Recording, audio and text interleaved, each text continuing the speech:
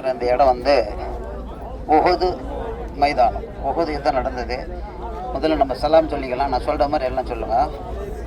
அஸ்ஸலாமு அலைக்கும் யா அஹ்லத் தியாரி மினல் முஃமினீன வல் முஸ்லிமீன இன்னா இன்ஷா அல்லாஹு லாஹிகூன். அல்ஹம்துலில்லாஹ். நீங்க சொல்ல வேண்டாம். இந்த இடம் வந்து உஹது யுத்தம் நடந்த இடம். நபி ஸல்லல்லாஹு அலைஹி வஸல்லம் அவங்க மதீனாவுக்கு வந்த பிறகு ஹிஜ்ரி 6வது ஆண்டு. அதாவது என்னன்னு சொன்னால், பத்ர் யுத்தம் நடந்துச்சு இல்லை, நம்ம பார்த்து தெரியுமா நைட்டில் பத்ர் யுத்தம் நடந்தது. பத்ர் யுத்தம் நடந்த பிறகு அதுக்கு பிறகு இவங்களை பழி வாங்கணும், நபி ஸல்லல்லாஹு அலைஹி வஸல்லமோட கூட்டத்தார்களை என்ன முஸ்லீம்களை பழி வாங்கணும் அப்படின்னு சொல்லிட்டு ஒரு திட்டம் போட்டு எதிரிகள் எல்லாம் என்ன செய்கிறாங்கன்னு சொன்னால் ஒரு பெரிய சதி திட்டம் செய்கிறாங்க. இது நம்ம வந்து ஏறக்குறைய வந்து நிறைய தலைவர்கள் நம்ம இழந்துட்டோம் எங்கள் பதிலில்.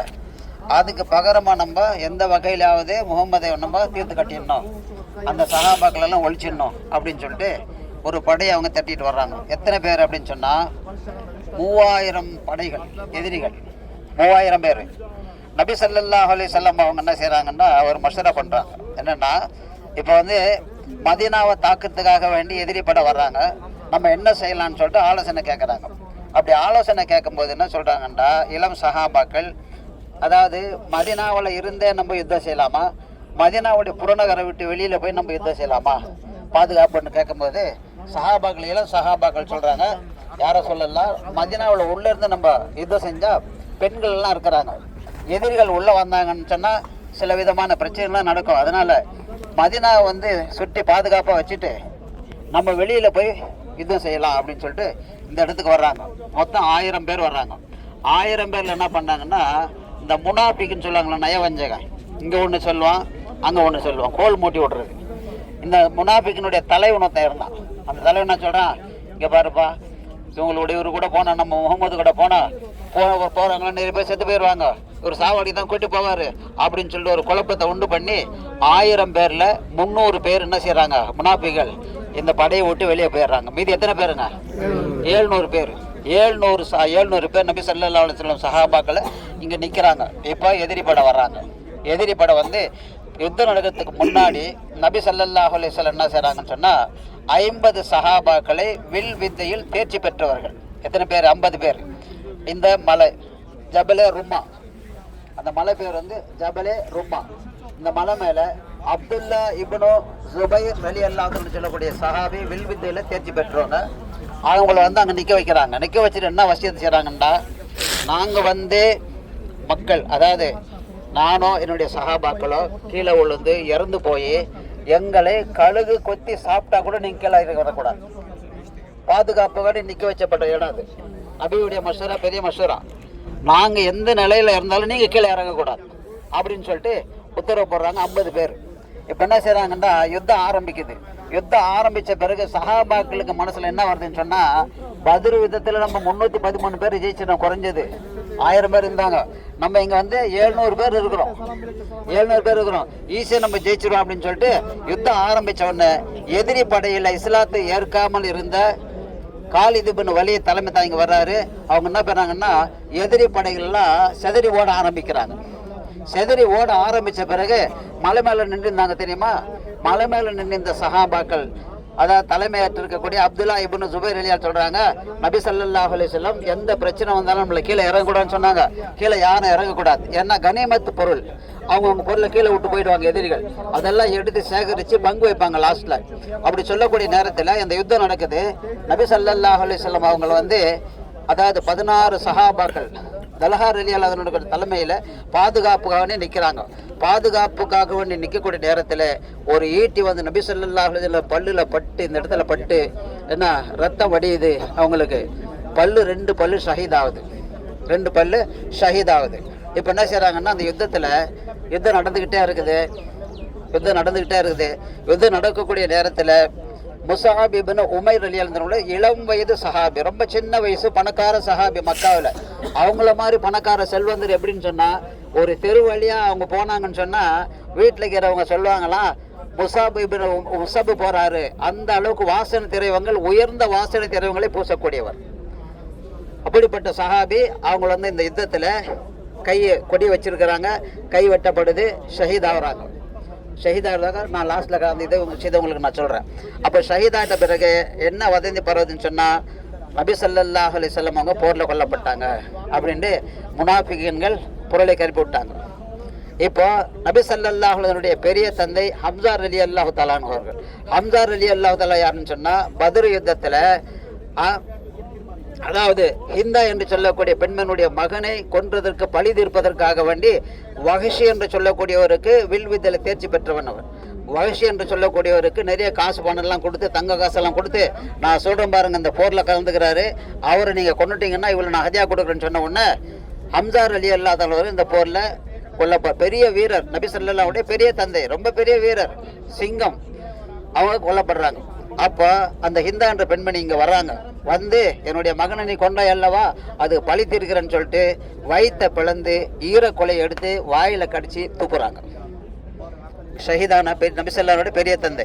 இப்போ என்ன பண்ணுறாங்கன்னா, மேலே இந்த சஹாபாக்கள் கனிமத்து பொருள்லாம் கீழே சிதறி கிடக்குதுன்னு சொல்லிட்டு பொறுக்கிறதுக்காக கீழே ஓடி வர்றாங்க.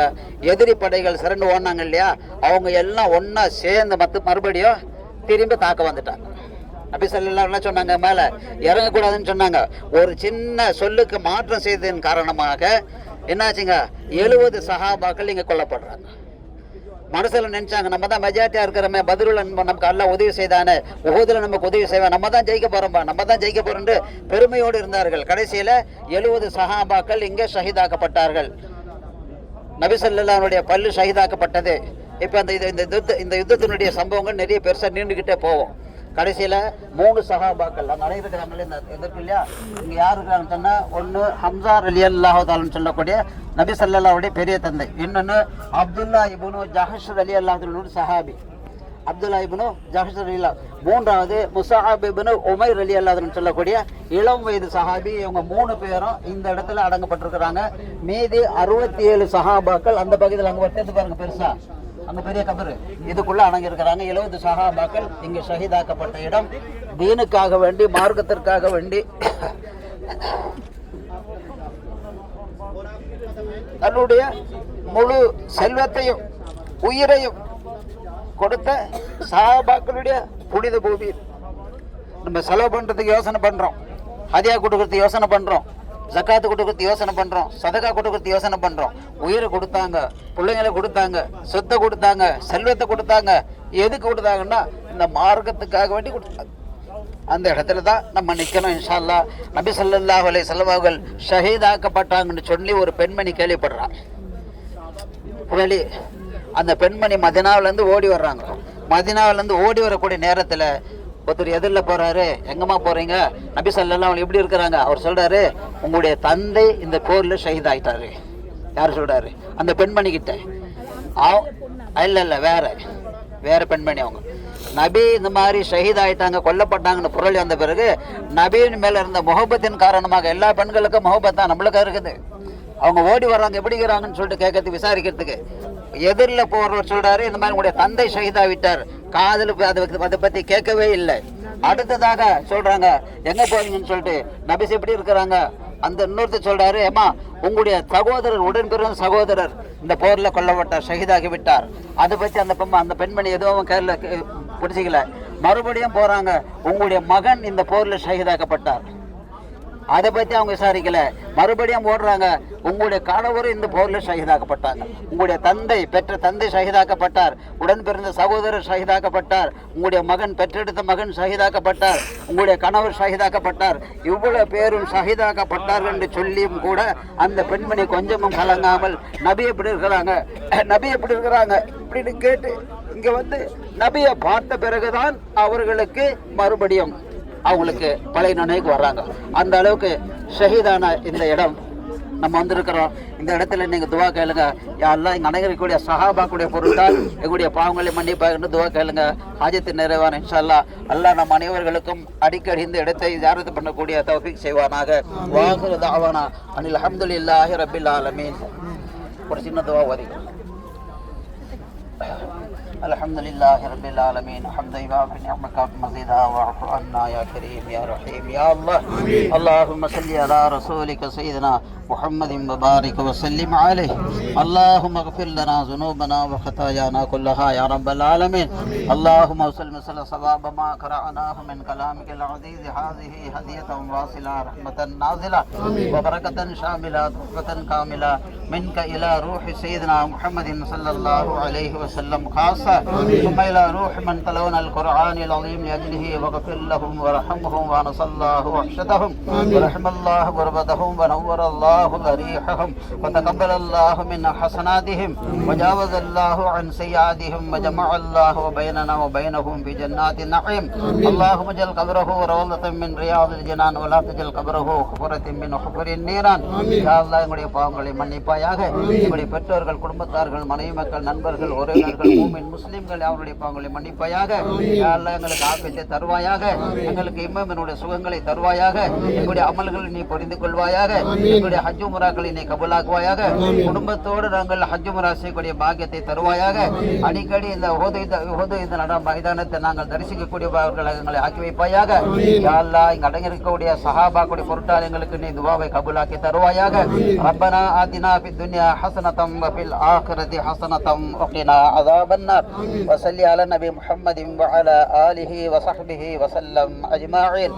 வல்ஹம்துலில்லாஹி ரப்பில் ஆலமீன். ஸல்லல்லாஹு அலா முஹம்மது ஸல்லல்லாஹு